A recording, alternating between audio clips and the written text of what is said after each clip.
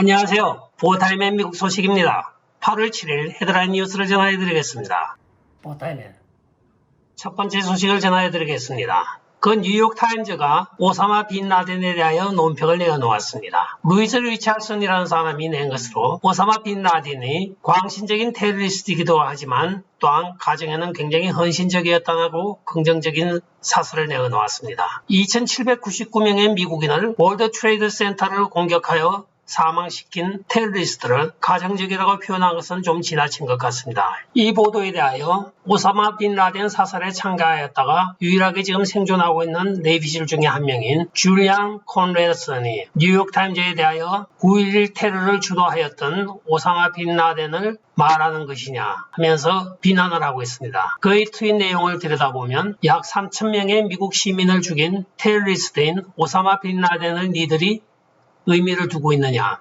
그는 우리가 그를 저격하러 들어갔을 때 몇 명의 자기 와이프를 인간 방패로 삼았던 사람이야. 그리고 그 와이프들보다 지가 키가 훨씬 컸어 하고 이야기를 하고 있습니다. 뉴욕타임즈 망가져도 너무 많이 망가졌습니다. 한편 오는 9월 11일 9.11 테러 사건 20주년 추모식에 조 바이든을 원치 않는다고 오늘 공식적으로 9.11 유가족위원회가 발표를 하고 있습니다. 다음 소식입니다. DOJ가 아리조나주에 소속하고 있는 경찰서에 시민 인권을 침해한 적이 있나 없나를 조사하겠다고 오늘 발표를 하고 있습니다. 실제로 DOJ가 이전에 해야 될 것이 바로 선거 사기 문제에 대한 수사를 먼저 해야 됩니다. 그러나 이들은 도대체 자기들이 무엇을 해야 되는지도 모르고 엉뚱하게 공권력을 행사하고 있는 경찰이 공권력을 남용했나 안 남용했나 그것을 조사하겠다고 연방정부 DOJ가 직접 서신을 보내고 발표를 하고 있는 것입니다. 다음 소식은 아리조나주 소식입니다. 아리조나주 민주당 상원의원인 토니 나바레가 미성년자 성추행 혐의로 지금 입건이 되어 오늘 수사를 받고 있습니다. 두 형제를 상대로 위의 형이 12살일 때 관계를 가졌으며 지금 그 형은 나이가 먹어서 18세가 되고 그 동생이 12살짜리를 지금 상대로 하다가 요번에 적발이 된 것입니다. 이에 대하여 민주당은 지금 발뺌하기에 급급합니다. 이렇게 공식적으로 민주당 성명서를 발표를 하면서 토니 나바레에 대하여 체포된 사건에 좋은 정보를 제공하는 사람들에게 보상을 하겠다고 공지를 하고 있습니다. 자기들도 손 놓고 있지 않고 있다는 것을 보여주기 위한 것입니다. 한편 아리조나주 상원에서는 아마도 주 법무부 장관인 브루노비치가 일주일 안에 용단을 내려서 어떤 결과를 가져올 것이라고 OAN과의 인터뷰에서 이야기를 하고 있습니다. 다음 소식입니다. 미국 의회에서 주당으로 아주 소문난 낸시 펠로시가 이제는 퇴근 후에만 술을 마시는 것이 아니라 근무 중인 낮술도 마시는 것 같습니다. 물론 이건 제 농담입니다. 오늘 낸시 펠로시가 2022년 중간선거에서 민주당이 하원을 다수당으로 석권할 것이라고 이야기를 하고 있습니다. 지난 2020년 선거에 낸시 펠로시가 장담을 했었죠. 15석 내지 20석을 자기들이 우위를 선점할 것이라고. 그러나 결과는 판약에 달렸고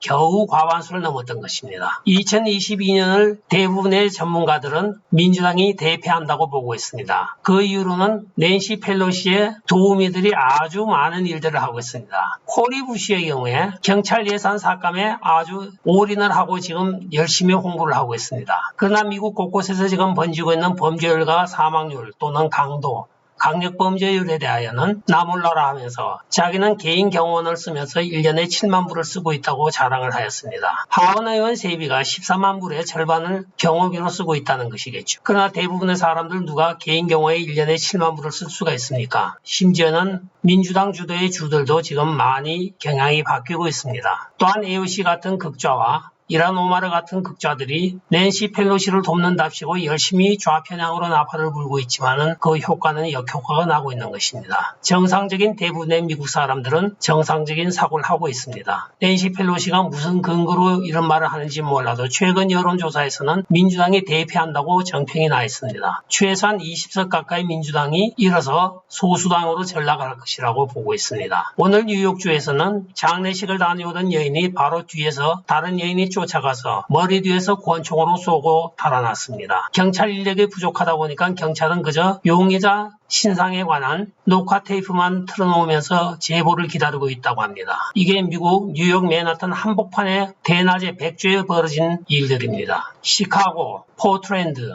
시애틀 워싱턴 등 좌파들이 운영하는 모든 시에서는 지금 치안이 엉망입니다. 대낮에 다닐 수도 없을 정도로 치안이 엉망인데 계속적으로 디펀딩 폴리스만 외치고 있다고 누가 거기 표를 주겠습니까? 다음 소식입니다. 쿠오모 형제의 순환의 시대입니다.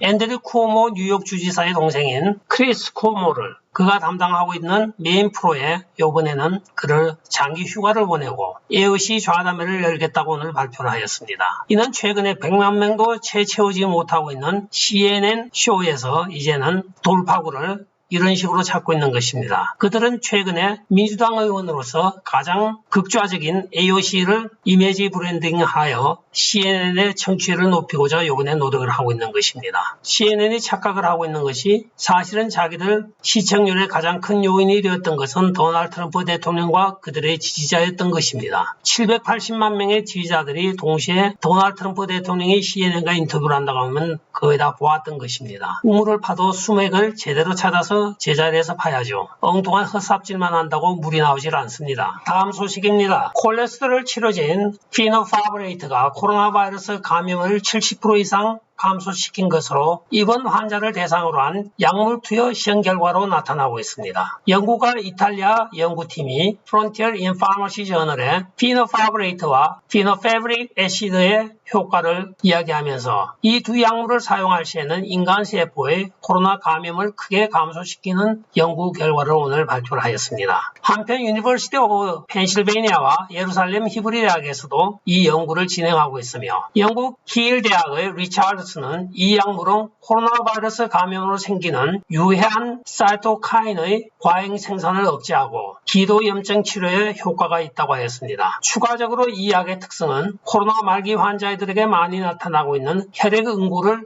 예방할 수 있다고 오늘 말을 하고 있습니다. 아주 반가운 소식이었습니다. 다음은 알래스카 소식입니다. 알래스카에서 지금 3개의 화산이 폭발의 조짐을 보이고 있습니다. 그 중에 한 군데는 벌써 용암이 흘러내리고 있으며 두 곳에서는 화산재와 화산 연기가 피어오르고 있다고 합니다. 이 보도는 최근에 환태평양에 비건이 올 것이라는 보도와 함께 많은 사람들의 관심을 집중시키고 있으며 한편 옐로스톤 국립공원에 있는 칼데라 호수가 지금 끓어넘치고 있다고 합니다. 그게도 앞으로 4년 안에 폭발이 있을 것이라고 보고가 되고 있는데 미국 서북부 일대에 화산의 징조가 지금 많이 나타나고 있습니다. 다음 소식을 전해드리겠습니다. 우리가 자본주의 국가라고 이야기하면 바로 미국을 항상 떠올립니다. 그리고 세계 최고의 부자는 당연히 미국 사람일 것이고 미국에 있을 것이라고 생각했습니다. 또한 그래왔고요. 근데 최근에 몇 년 사이에 세계 최고 부자가 왔다리 갔다리 합니다. 미국에서 프랑스로 갔다가 프랑스에서 미국으로 왔다가 갔다가 하는데 이번 달에는 세계 최고 부자가 MHLV의 버나드 알놀 회장이 차지를 하였습니다. 제프 베이조스가 1등을 하고 있다가 이번에 2위로 밀려난 것입니다. 한편 3위는 여전히 일론 머스크, 4위는 빌 게이츠로 나타나고 있습니다. LVMH 회사의 회장인 버나드 알놀은 그가 세계 유명 브랜드의 패션은 거의 다 소유하고 있다고 해도 과언이 아닙니다. 루이스 휘톤 또한 유명한 헤너시 꼬냑의 모체이기도 한 모ët 헤너시를 소유하고 있기도 하죠. 다음 소식을 전해드리겠습니다. 애플이 드디어 바뀌고 있습니다. 작년 리버사이드 총기 난사로 12명을 죽인 사람에 대한 아이폰 락을 풀겠다고 FBI가 애플에다가 패스워드 신청을 하였습니다. 그러나 애플은 자기들 회사의 특징인 개인의 정보 차원에서 절대로 줄 수 없다고 하여 FBI가 해커를 통하여 일주일이나 걸려서 겨우 풀었던 사건을 기억하실 겁니다. 그런데 오늘은 애플이 이상한 발표를 하고 있습니다. 아동 성학대나 기타 유사 어떤 학대적인 내용을 검열하기 위하여 우리가 소유하고 있는 애플 아이폰의 사진과 메시지를 검열할 것이라고 발표를 하고 있습니다. 그리하여 학대 혐의가 발견이 되면 즉시 자동적으로 FBI로 신고하도록 앱을 만들어서 깔아놨다고 이야기를 하고 있습니다. 애플답지 않은 이상한 처신이 나오고 있습니다. 여기에 대해 많은 전문가들이 바이든 행정부가 빅텍들에게 너무나 많은 압력을 넣고 있다고 합니다. 언론 자유에 대하여 검열을 하는 것을 바이든 정부가 뒤에서 압력을 넣어서 행사하고 있다는 것이겠죠. 그러나 우리가 언론 생각하면 이건 바이든 정부만의 소관은 아닙니다. 바이든 정부가 중국 공산당 정부와 연관이 되어 있고 또한 빅텍들이 많이 중국과 연관이 되어 있습니다. 미국 언론이 전부 다 사회주의적으로